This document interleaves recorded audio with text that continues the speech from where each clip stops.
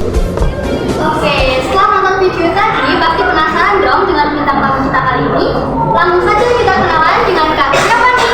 Halo, aku Leha dari SMA Negeri 1 Durenan. Aku Rehan. Aku Wisnu.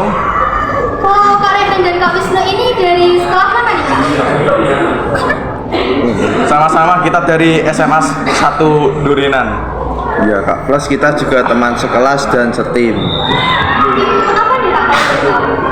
Iya, jadi kita itu kayak bikin proyek sederhana di sekolah yang memanfaatkan IoT kak. Dan kita tim ini sepakat untuk membuat penyiraman tanaman otomatis yang dipasang di greenhouse SMA Negeri 1 Durenan. Dan dibantu juga sama tim lain. Yang di video tadi ya Kak? Iya, bener banget. Oke, nah kalau pembuatan greenhouse ini waktunya lama nggak sih Kak? Gak terlalu lama juga sih kak. Itu kemarin pemasangannya cuma 2 hari udah selesai. Iya, yang bikin lama tuh menurutku waktu persiapannya kak. Soalnya kita beli alat di online dan nunggu datangnya itu lama. Iya, terus belum lagi ada alat atau bahan yang tidak sesuai dengan keinginan kita. Jadi kita harus pesan lagi dari awal lagi, nunggu lagi, jadi makin lama lagi. Wah, jadi part paling nyebelin ya kalau kejadian salah barang itu. Itu sering nggak sih Kak? Iya kak, tapi ya udah sih resikonya karena kan online ya dimaklumin aja.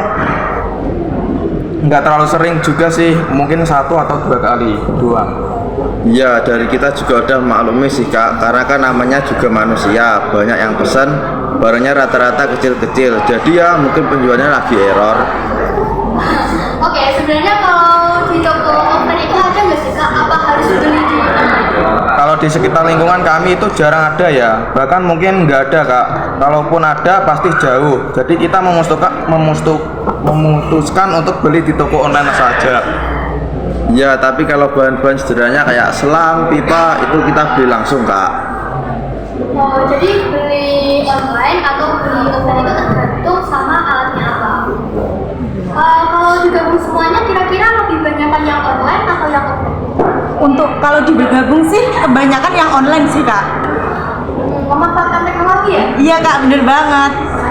Nah, yang ini kan kesulitan pada saat persiapan. Kalau pas pelaksanaannya, pas pembuatannya itu kira-kira ada kendala nggak sih Kak?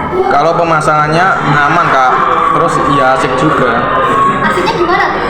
Kan 2 hari kemarin Sabtu Minggu itu kan kita full di greenhouse ya kak, di luar ruangan, masang alat sekaligus main air, basah-basahan, ya asik aja sih kak.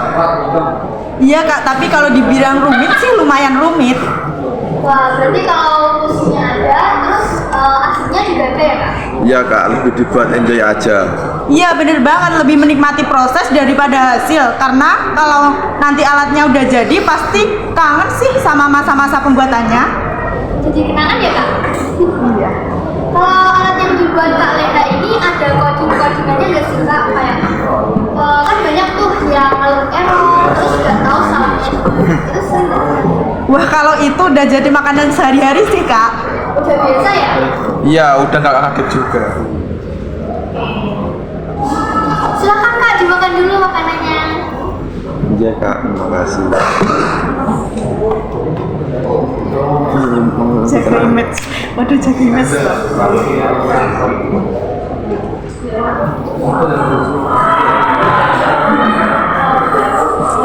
Mari kak diminum kak.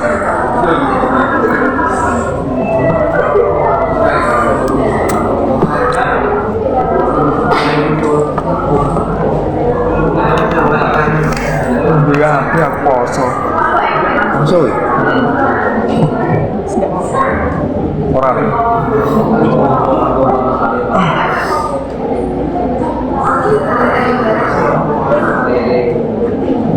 Atau guguk. Kita masuk ke ini aja ya Kak. Nah, tadi kan memanfaatkan konsep IoT. Kalau menurut Kak Leda sama teman-teman nih, IoT itu apa sih? Kalau menurut aku sih IoT itu Internet of Things. Jadi artinya internet untuk segalanya. Berarti segalanya perlu internet dong ya. Jadi yang kita pelajari itu IoT bisa untuk bidang pertanian, peternakan, pendidikan, industri, dan lain-lain. Iya, tambahan lagi IoT itu membantu kita manusia untuk lebih istilahnya simpel. Jadi kayak sekarang nih kita nggak perlu bawa kunci kemana-mana. Kunci rumah tuh nggak perlu dibawa. Jadi kita tinggal buka dari HP, tinggal pencet bisa buka gerbang dan kunci gerbang. Iya, terus yang sering lupa tuh matiin AC. Nah, betul, sering banget tuh kalau matiin AC terus pas keluar rumah. Jadi kita bisa tahu AC-nya masih hidup atau enggak gitu. Lewat? Lewat HP atau lewat aplikasi, Kak? Wah, kalau dilihat-lihat dari definisi IoT yang lumayan rumit ini ternyata dekat ya dengan kehidupan kita sehari-hari. Iya, bener banget Kak. Sebenarnya banyak banget sih, Kak, pemanfaat IoT dalam kehidupan sehari-hari. Cuman ya mungkin banyak yang nggak terlalu nyadar aja. Iya, penerapan IoT ini di SMA Durenan selain greenhouse juga ada loh Kak, seperti yang baru-baru ini, perpustakaan online. Jadi kita bisa meminjam buku melalui internet atau HP. Ini termasuk IoT juga ya kan? Iya kak, karena kan juga butuh internet. Oke, kalau sebagai siswa nih, mungkin dari teman-teman yang ada di sini itu pengen masuk ke dunia IoT, itu kira-kira susah nggak sih Kak? Sebenarnya nggak susah ya, karena tutor ini udah banyak. Yang penting ada kemauan sih kak, sama modal sih yang utama. Kalau IoT ini bisa dibawa ke bisnis nggak? Bisa sih kak, sekarang ini kan cukup banyak sekali proyek-proyek IoT seperti di bidang pertanian, peternakan, terus ada juga yang di restoran dan masih banyak lagi. Iya, terus ada juga yang bekerja sebagai tutor IoT. Jadi kalau untuk sekarang udah lumayan banyak sih profesi yang berkaitan dengan IoT itu sendiri.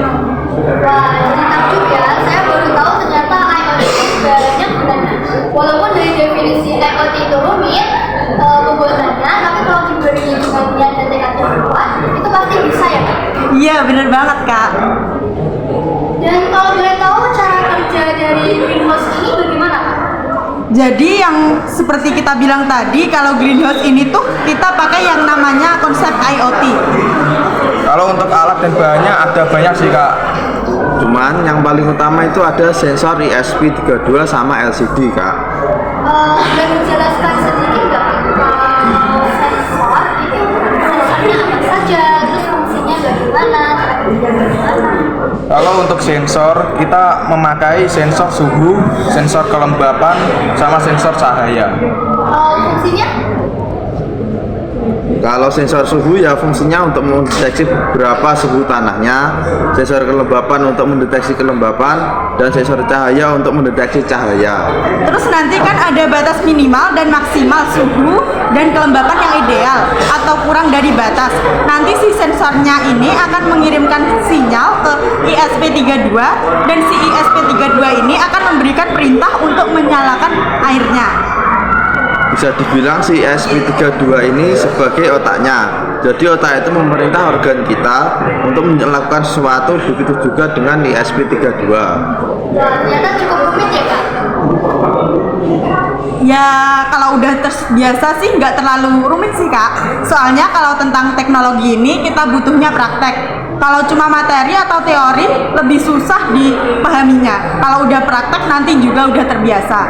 Awal-awal membuat alat itu kami bahkan belum tahu ESP32 itu yang mana, bentuknya bagaimana, bendanya sama alat lain itu apa. Tapi setelah berkali-kali bikin proyek yang udah lumayan sekarang. Wah, kalau sekarang jam kerjanya udah lumayan tinggi ya Kak? Bisa dibilang gitu sih kak. Baik lagi ke konsep awal, yaitu tergantungnya. Iya bener banget sih Kak. Oke, terakhir nih Kak, apa harapan kalian dan teman-teman untuk penerapan IoT ke depan? Kalau dari aku sih semoga penerapan IoT ini lebih berkembang tentunya di SMA Negeri 1 Durenan dan menjadi salah satu sekolah yang ikut berpartisipasi dalam perkembangan IoT. Semoga semakin banyak orang yang melek teknologi dan bisa memanfaatkan IoT dengan baik. Kalau dari aku simpel aja sih kak, semoga IoT ini tidak jadikan ladang dalam berbuat kejahatan. Wah, karena sekarang banyak kejahatan yang negatif juga ya Kak, dari IoT gitu. Iya, benar banget kak. Oke, gak terasa nih Kak, kita udah beberapa menit ngobrol bersama. Terima kasih buat Kak Lena, dan Kak Wisnu yang sudah menyempatkan waktunya untuk hadir di podcast Renungan Teknologi. Iya sama-sama Iya, Kak. sama-sama, Kak. Ya, semoga percakapan kita hari ini dapat bermanfaat bagi kita semua.